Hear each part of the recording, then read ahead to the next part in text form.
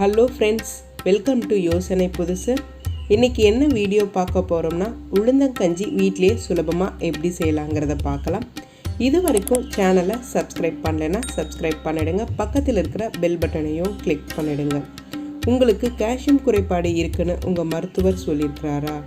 அடிக்கடி இடுப்பு வலி, கால் வலி, கை வலி, முழங்கால் வலின்னு பல பிரச்சனைகள் இருக்கா? அப்போ கண்டிப்பாக இந்த உளுந்தங்கஞ்சியை வாரத்தில் 2 முறையாவது எடுத்துக்கோங்க. பெண்களுக்கு மாதவிடாய் மூலமாக ஏற்படுற வயிற்று வலி, இடுப்பு வலிக்கு இது நல்ல மருந்தாகும். அது மட்டும் இல்லாமல் நம்ம உடலில் நோய் எதிர்ப்பு சக்தியை அதிகப்படுத்தும். இப்போது இது எப்படி சுலபமாக செய்யலாங்கிறத பார்க்கலாம். இதுக்கு கருப்பு உளுந்து 1 கப் எடுத்திருக்கேன். நான் எந்த கப்பில் எடுக்கிறேனோ அதே மெஷர்மெண்ட் தான் மற்ற எல்லா ஐட்டத்துக்கும். நீங்கள் கருப்பு உளுந்து தான் இந்த கஞ்சிக்கு யூஸ் பண்ணணும். வெள்ளை உளுந்து யூஸ் பண்ணுறது அதை விட இது பெஸ்ட் ரிசல்ட்டு கொடுக்கும். அதே கப் சைஸில் வெல்லம் 1 கப் நான் எடுத்திருக்கேன். இப்போது இதை எப்படி செய்யலாங்கிறத பார்க்கலாம். ஒரு ட்ரை பேனில் 1 கப் கருப்பு உளுந்து சேர்த்துருக்கேன். இதை நல்லா ட்ரை ரோஸ்ட் பண்ணிக்கலாம். இப்போது கருப்பு உளுந்து பாருங்கள், லைட்டாக ப்ரௌனிஷ் கலர் வந்திருக்கு. நல்ல ஸ்மெல்லும் வரும். இந்த கண்டிஷனில் இதை நம்ம தனியாக எடுத்து ஆற வச்சிடலாம். இதை ஆறினதுக்கு அப்புறம் இன்னொரு பவுலில் ட்ரான்ஸ்ஃபர் பண்ணிடலாம். இதில் இந்த உளுத்தம்பருப்பு முழுகிற அளவுக்கு தண்ணி ஊற்றி 1 மணி நேரம் ஊற வச்சிடலாம். இது நல்லா ஊறணும், அப்போ தான் நல்லா அரைப்படும். அதுக்குள்ளே அதுக்கு தேவையான பொருட்களை செஞ்சு ரெடி பண்ணி வச்சிடலாம். இப்போது 1 கப் வெல்லம் எடுத்திருக்கேன். அது கூட 1 கப் தண்ணி சேர்த்துருக்கேன். எந்த கப்பில் நான் வெல்லம் எடுத்தனோ அதே கப் சைஸில் தான் தண்ணியும் சேர்த்துருக்கேன். இது நல்லா கரையணும். இப்போ இது நல்லா கரைஞ்சிருச்சு. இதுக்கு கம்பி பதம் தேவையில்லை. இது நல்லா கரைஞ்சதுக்கப்புறம் அடுப்பை ஆஃப் பண்ணிவிட்டு இதை ஃபில்ட்ரு பண்ணி எடுத்து வச்சிடலாம். நீங்கள் நாட்டு சர்க்கரை, கருப்பட்டி கூட சேர்த்துக்கலாம். இப்போ அதே பேனில் 1 டேபிள் ஸ்பூன் நெய் சேர்த்துருக்கேன். நெய் சூடானதுக்கப்புறம் அதே கப் சைஸில் 1 கப் தேங்காய் துருவல் எடுத்திருக்கேன். இது ஆப்ஷனல் தான்.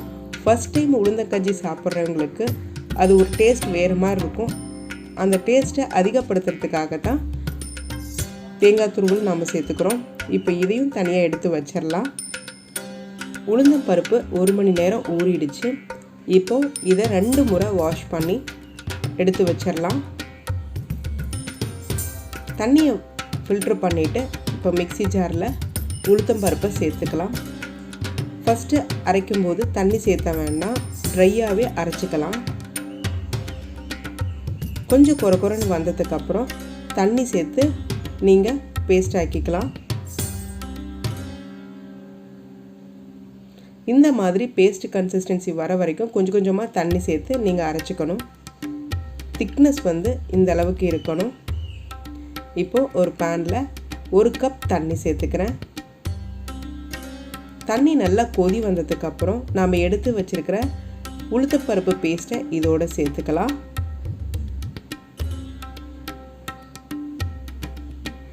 இப்போ இதை நல்லா மிக்ஸ் பண்ணி விட்டுக்கலாம். இதை நீங்கள் மிக்ஸ் பண்ணிக்கிட்டே இருக்கணும், இல்லைன்னா அடி பிடிச்சிடும். இப்போ மறுபடியும் 1/2 கப் தண்ணி சேர்த்துக்கிறேன். இப்போ நல்லா மிக்ஸ் பண்ணி விட்டுக்கலாம். இந்த மாதிரி பேஸ்ட் கன்சிஸ்டன்சி வந்ததுக்கப்புறம் கொஞ்சமாக சுக்கு சேர்த்துக்கிறேன். இது ஆப்ஷனல் தான். இது நல்ல ஸ்மெல் கொடுக்கும், நம்ம உடலுக்கும் நல்லது. அதனால் சுக்கு கொஞ்சமாக சேர்த்துக்கிறேன். டேஸ்ட்டுக்காகவும் ஃப்ளேவருக்காகவும் ஏலக்காய் தூள் சேர்த்துக்கிறேன். ஸோ இதை நல்லா மிக்ஸ் பண்ணி விட்டுக்கலாம். இந்த டைமில் நாம் ஃபில்ட்ரு பண்ணி வச்சுருக்கிற வெள்ளைப்பாகை இதோடு சேர்த்துக்கலாம்.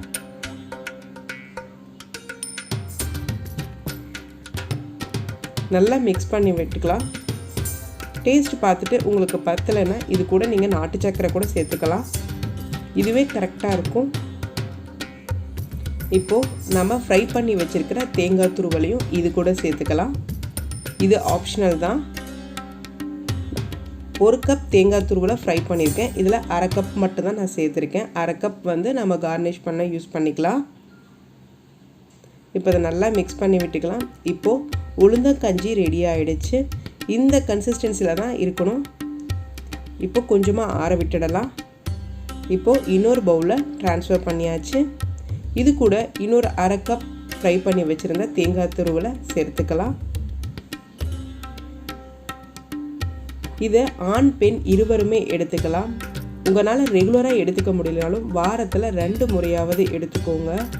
உங்களுக்கு அடிக்கடி இடுப்பு வலி, முழங்கால் வலி பிரச்சனைகள் இருந்தால் கண்டிப்பாக இந்த உளுந்தக்கஞ்சியை எடுத்துக்கிட்டு வாங்க. உங்களுக்கு நோய் எதிர்ப்பு சக்தி அதிகப்படுத்தும்.